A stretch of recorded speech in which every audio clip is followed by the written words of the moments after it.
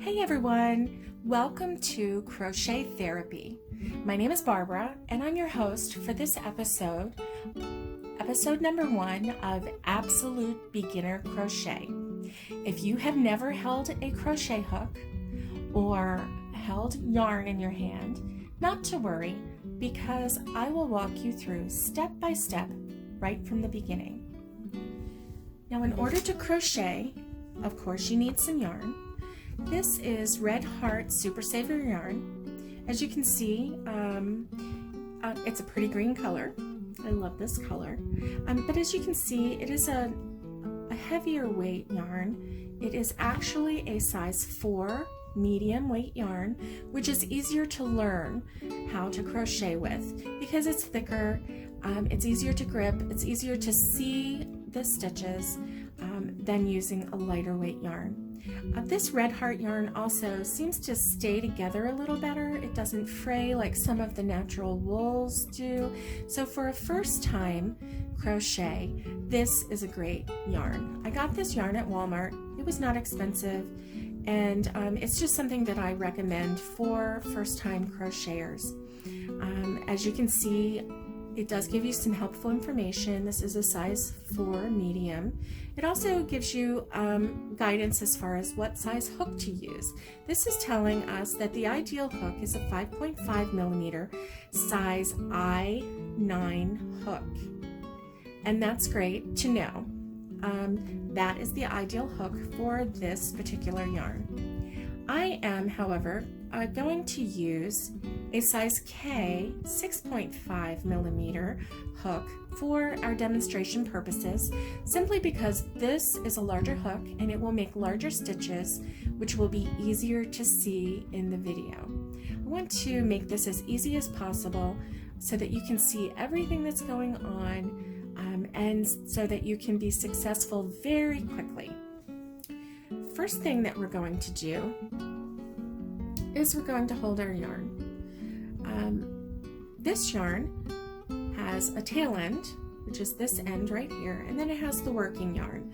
You'll hear these terms a lot if you watch YouTube videos, if you follow patterns. It's going to tell you about the tail end, the working yarn. You're going to find all of these different abbreviations and terms, and we'll fill you in as we go, so no worries. The first thing we're going to do is a slip knot. In order to do a slip knot, you take the tail end of your yarn, you hold it on these 2 fingers with your thumb, and then you wrap it. Wrap it once, and then over the second time, and make an X. So I like to hold that working yarn with my finger here, just to hold these together. And then I take my hook and I go under this first X nearest to my fingertips, and I take the hook and I pull this yarn through, and I turn my fingers over, and here is a slip knot. Voila. Easy peasy, super easy, no worries. That is our slip knot. I'm going to do that one more time to show you. We'll do it super slow. Take the tail end of the yarn, put it on your fingers, hold it down with your thumb, and wrap it once.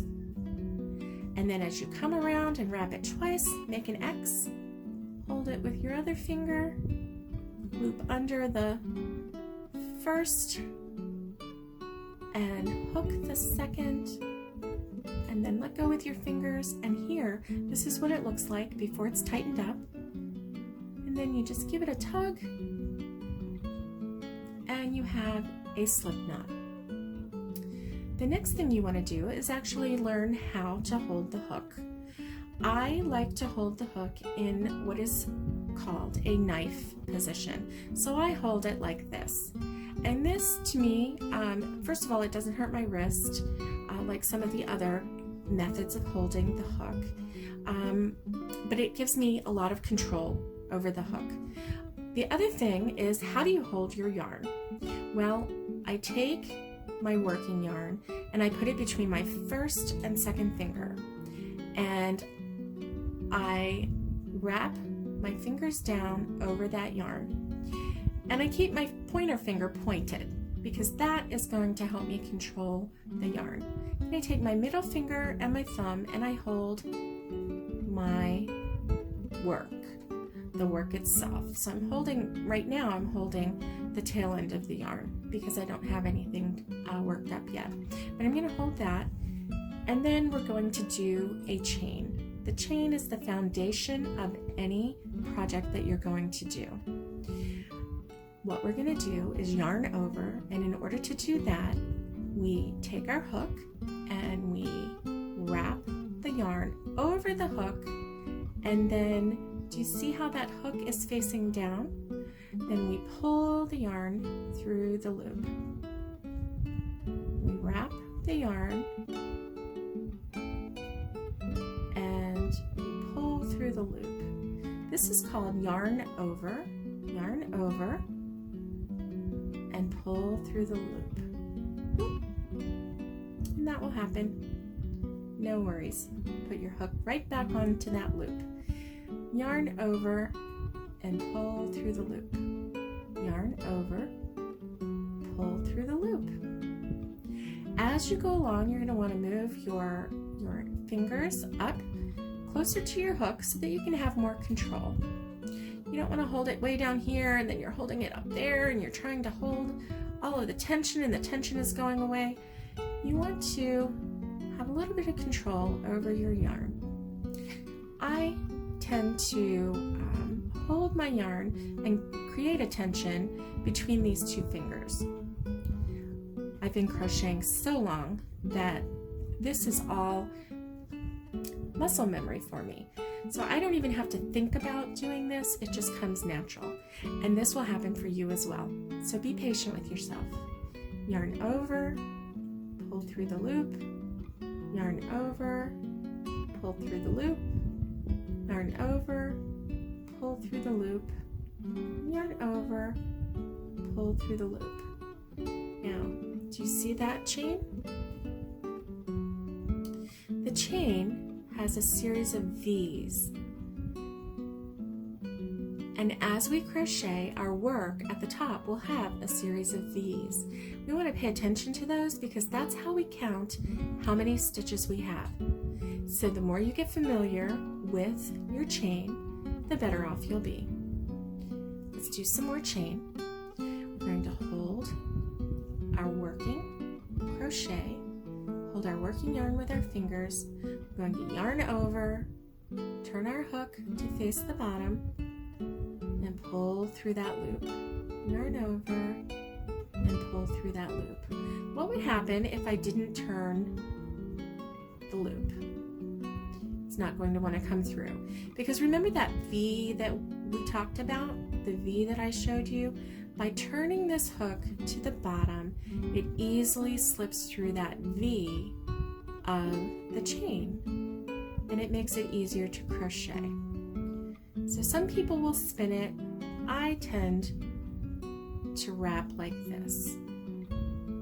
So yarn over, pull through the loop, yarn over, pull through the loop, yarn over, pull through the loop. And then this is how we can actually count how many we have. When we're counting our chain, we don't count what is on our hook. That is not anything that we ever count. So if we were going to count this, we would go 1, 2, 3, 4, 5, 6, 7, 8, 9, 10, 11, 12, 13, 14, 15, 16, 17, 18, 19, and 20. 20 chains makes the perfect size washcloth. And that is what we're going to learn to do with our Absolute Beginner series. More on that in the next episode. Hope you have a great day. Stay safe, have fun, and keep on hugging.